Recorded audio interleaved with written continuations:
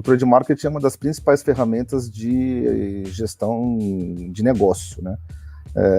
Eu acho que vale a pena até, para contextualizar o trade marketing, né, e para o pessoal entender onde que começou e como que chegou até agora, acho que é legal a gente voltar um pouquinho no tempo e talvez esse histórico aí, com esse histórico a gente consiga explicitar melhor, né, quais são as atribuições e que de fato, que bicho é esse, né?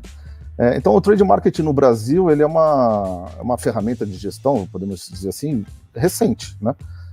Se a gente considerar que até 94, 95, 1994, não existia esse termo, né, trade marketing no Brasil.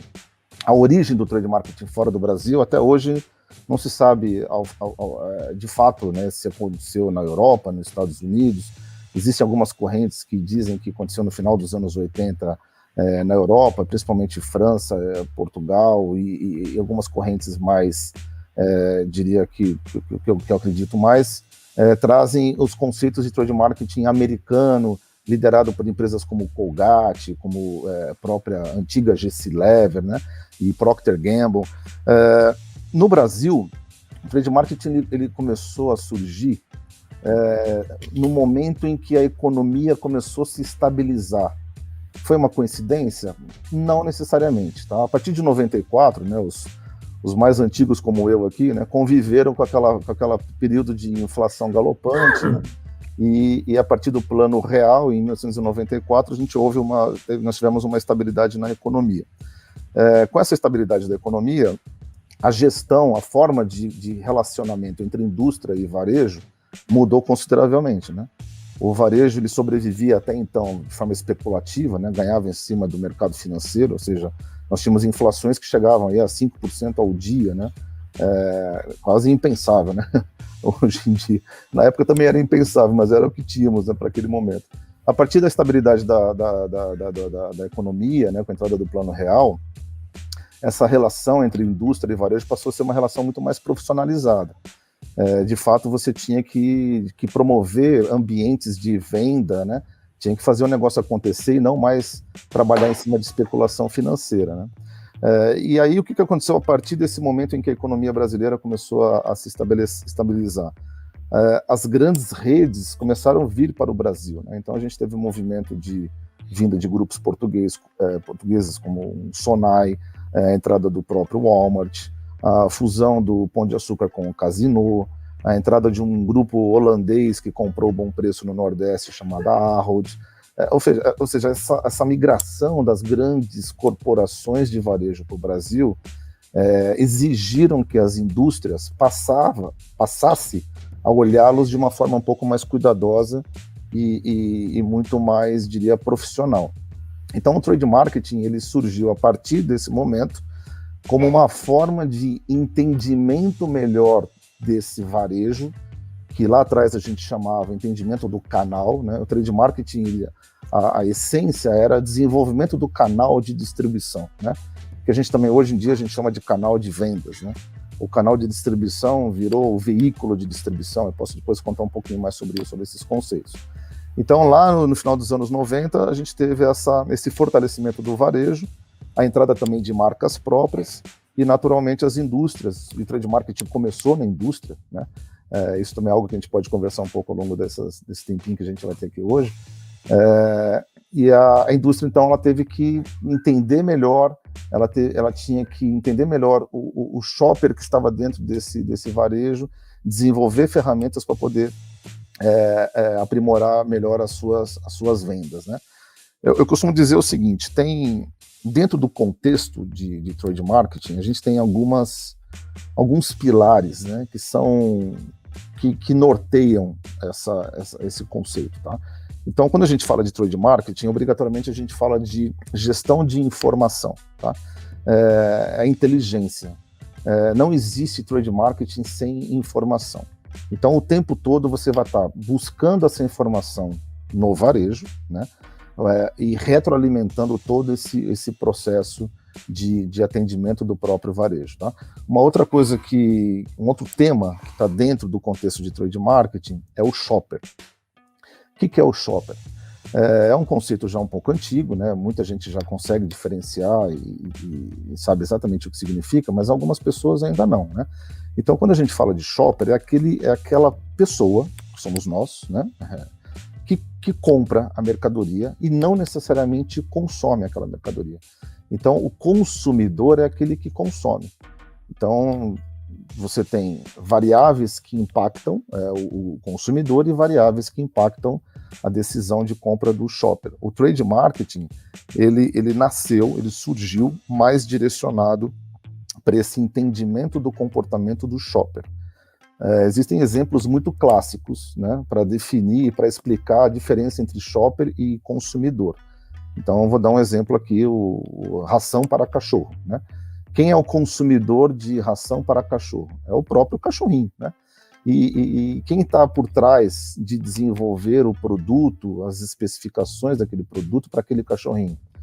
Invariavelmente é o departamento de marketing, o departamento de pesquisa e desenvolvimento, o departamento de produto. Então você desenvolve um produto que vai agradar determinados tipos de cachorro, né? Tem ração que faz com que o cachorro fique mais forte, tem ração que faz com que ele não engorde, tem ração que seja mais saborosa, tem ração mais cara, mais barata, ou seja, o marketing, agora já falando de departamentos, ele tem todo um pensamento voltado para o consumidor, para desenvolvimento de produto, por exemplo, ou serviços que impactam diretamente quem consome. O trade marketing surgiu com a ideia de influenciar, essa palavra é um pouco pesada, mas no final do dia é isso mesmo, de influenciar o comportamento do shopper. O que é o shopper? É aquele que compra. Quem é que compra a ração para o cachorro? Não é o cachorro, obviamente, né? É a dona do cachorro, ou o dono do cachorro, né? Então, essa pessoa, quando ela vai num ponto de venda comprar determinada ração, ela é influenciada por diversas ferramentas e por motivações, inclusive, tá?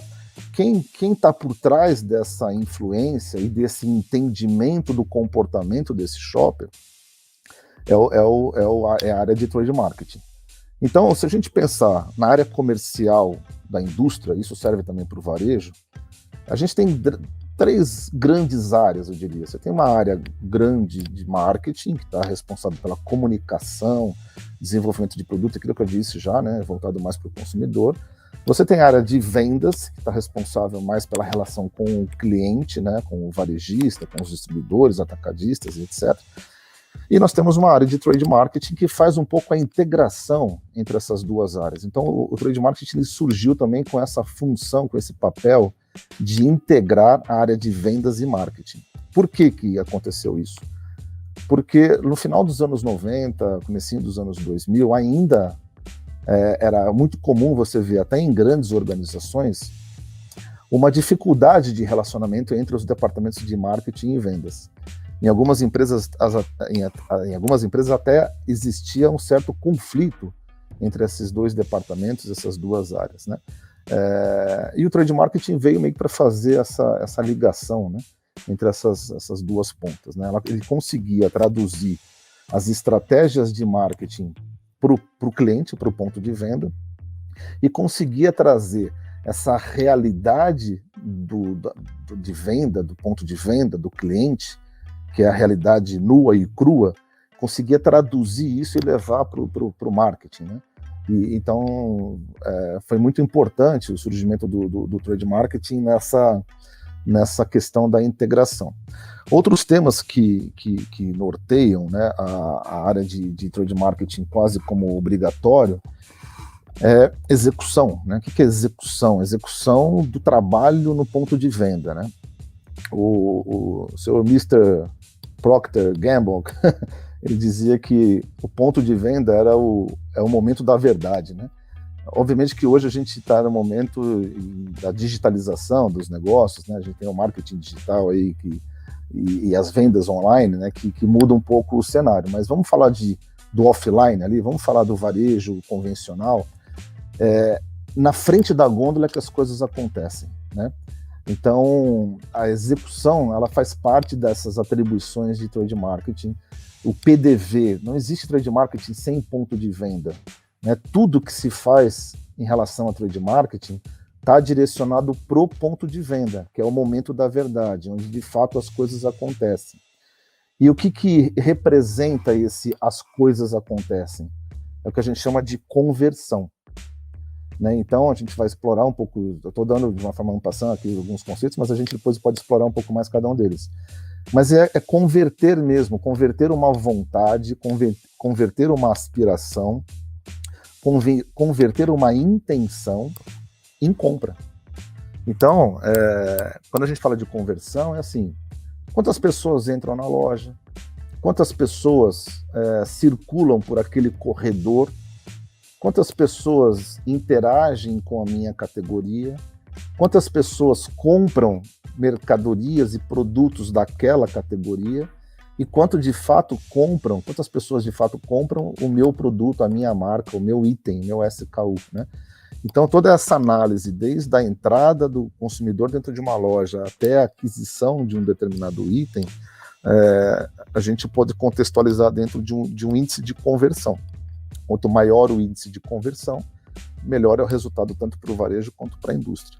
Finalizando, então, esse contexto, a gente falou aí de alguns pilares. Todos esses pilares eles estão voltados para quê? Para melhorar a experiência de compra, né? E a experiência está intimamente ligada com a expectativa de compra. Então, se eu entro dentro de uma loja de atacarejo, eu tenho uma determinada expectativa. Qual é a minha expectativa em relação a uma loja de atacarejo? É comprar quantidades maiores, né? A gente vai falar de missão de compra daqui a pouco, tal. É comprar grandes volumes. Talvez eu não estou muito preocupado com o tempo que eu vou ficar na fila.